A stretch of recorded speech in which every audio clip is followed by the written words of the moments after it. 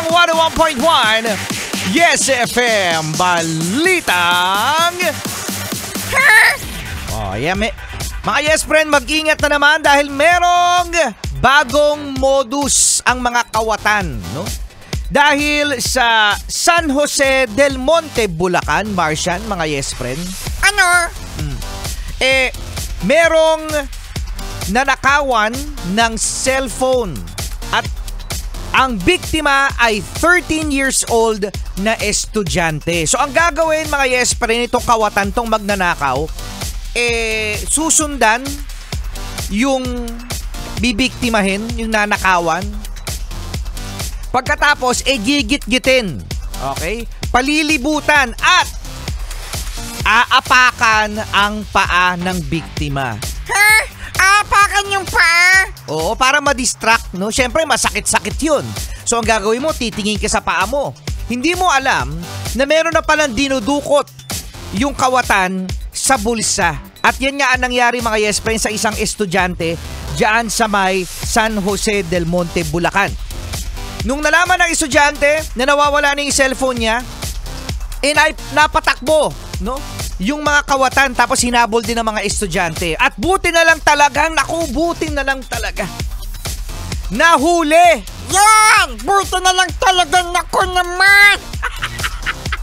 Buti na lang talagang naku naman nahuli ang mga magnanakaw. Oo, no? Buti na lang din, mga yes friend, meron ding CCTV dahil sa tinatanggi pa ng mga kawatan itong mga magnanakaw ang ginawa nilang pagnanakaw ng cellphone dun sa estudyante. Alam nyo na, napakarami na ngayon, mga yes friend, ng mga ganyang mga modus, no? Noon pa man meron na naman yan pero ngayon kasi parang mas na parang dumadami, no? Hindi Hindi dito panyewo Hindi ba? Tapos sa mga comment section, sabi nung mga ibang netizen, ano sabi, Martian, yung nabasa mo kanina? Sabi, yan, kaka-cellphone mo kasi yan. Nasisi pa yung bata. Kasi kung ako yung tatanungin, mga yes friend, sa akin lang naman, di ba?